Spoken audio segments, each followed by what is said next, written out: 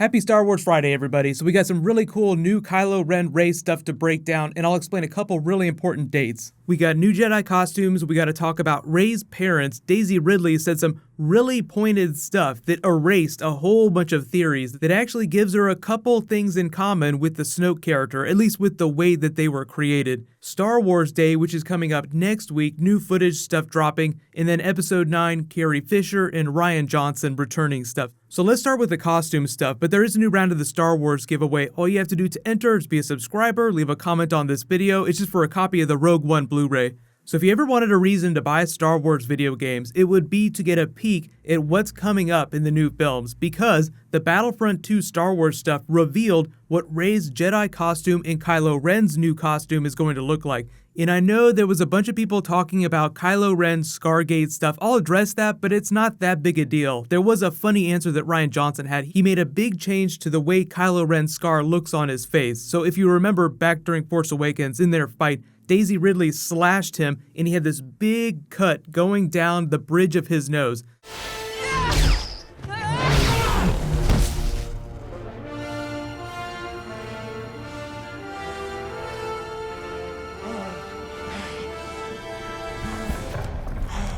So when we got to The Last Jedi trailer, a lot of people were like, hey, wait a minute, why does Kylo Ren's scar look so different? And he probably could have healed that in a Bacta tank. So there's just a number of questions that people had about the look of his face in addition to his new costume.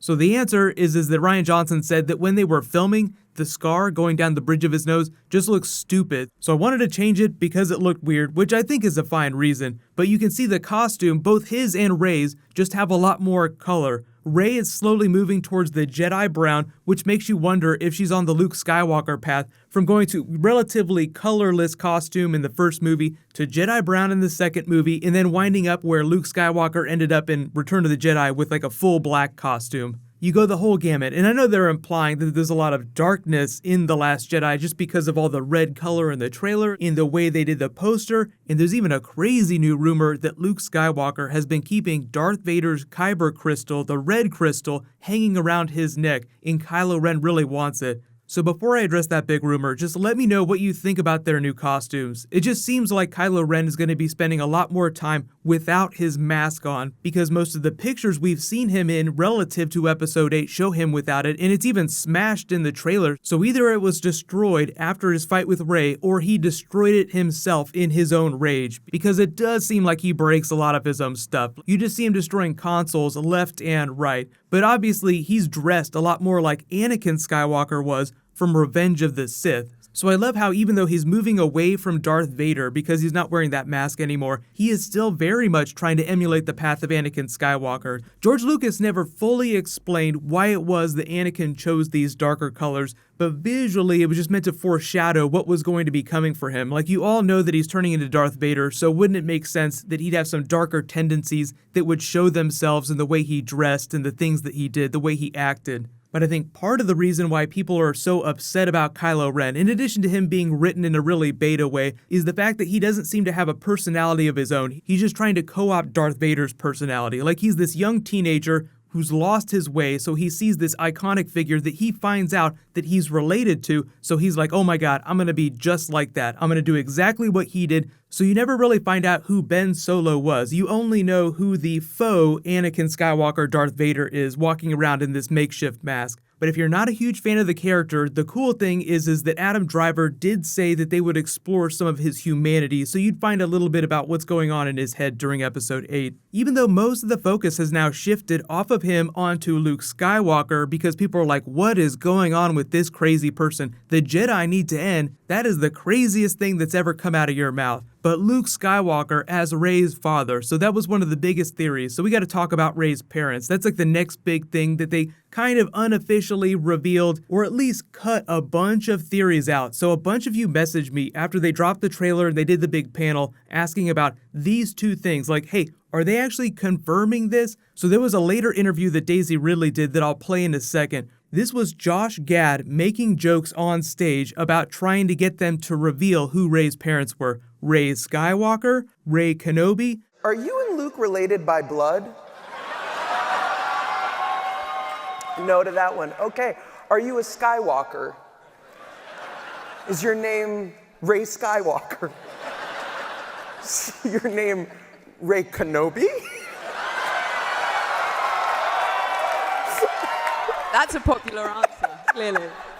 Who doesn't know their own last name? So the important thing to remember about that is that Star Wars secrecy is so hardcore that all of that is carefully choreographed. They tell him what he's allowed to make jokes about before they go out there, and I don't think they let him make that joke if there was even a small chance that Rey was either a Kenobi or a Skywalker. Now, the interview that Daisy Ridley did provides some even better evidence, so I'm going to play this clip here and then I'll explain what that means. So, how is Rey's relationship with Luke in this movie different from like Luke's relationship with, say, Yoda or Obi-Wan? Well, Rey is not a teacher. Yoda and Obi-Wan are very much like guiding figures in Luke's life. And Rey, I think, obviously, he doesn't even know who she is when she turns up, like with this freaking lightsaber that he's not seen in however long. So that in itself is a big difference. And then as things go on, I think there's an expectation. There's always been an expectation on Luke as to his potential and what he can do and what he should do, much like with Rey. So in that sense, they're kind of similar. But obviously, the dynamic has changed because she's expecting something from him this time, and it remains to be seen whether, how he reacts to that.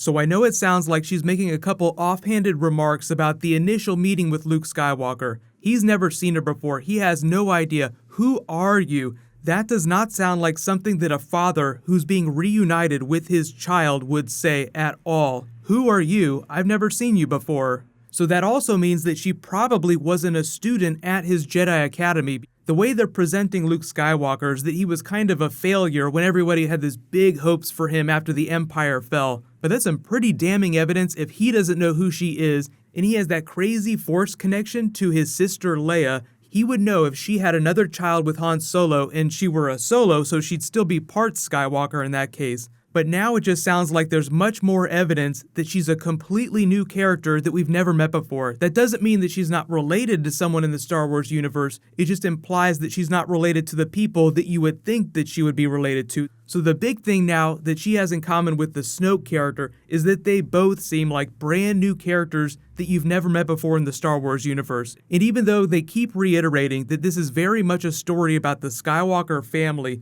the Skywalker part of that story looks like it's coming through the Ben Solo character. So I know everybody really wanted Rey to be part of the Skywalker family, or even Obi-Wan, so you have this really nice unbroken line of Skywalker lineage from Anakin Skywalker, but most of that is flowing through the Ben Solo character. In Rey, just like the MacGuffin, the Journal of the Wills in the trailer, is representative of the new thing that they're bringing in, the new way they're headed. So you have this idea of just recycling old content, recycling old Darth Vader in Ben Solo. We need something new, something fresh. So practically during the plot of the movie, as well as metaphorically in the Star Wars expanded universe, like them actually making these movies, they need to inject fresh things. So you have the Journal of the Wills helping recontextualize Star Wars mythology within the story, and then you have the Rey character, the idea of someone new to take that path. This was all part of Mark Hamill talking a lot about how it's not Luke's story anymore, and then Kathleen Kennedy jumped out and was like, but Luke is still a very important part of this. Like, she didn't want him to downplay Luke's importance in the story. So the Skywalkers are still a very big part of the direction of the Star Wars galaxy is headed. But you'll probably see once they start announcing more spin-off movies and whatever trilogy is going to come next after Episode 9, is that they'll start moving past the idea of the lineage of Darth Vader. But let me know, just based on Daisy Ridley's comments and Luke Skywalker not knowing who she is, who do you think her parents are? Are they completely new characters, which is what it seems like they're implying, or do you think it's somebody else inside the Star Wars universe? So I know you're all wondering when we're going to see new footage. The next big Star Wars day is May the 4th, Star Wars Day, May the 4th be with you. They will definitely be promoting Star Wars on that day, but there hasn't been any confirmation of new footage. I'm not expecting a new trailer, so if they do drop new video content, it's more likely that it would be behind the scenes stuff, which is still very revealing. We learned a whole bunch of stuff from The Force Awakens behind the scenes reel. And D23 is happening later this summer, like the week or two before Comic-Con happens, and they'll probably be presenting more Star Wars footage. They usually don't release that D23 footage to the public, but during the last D23 during a Star Wars year,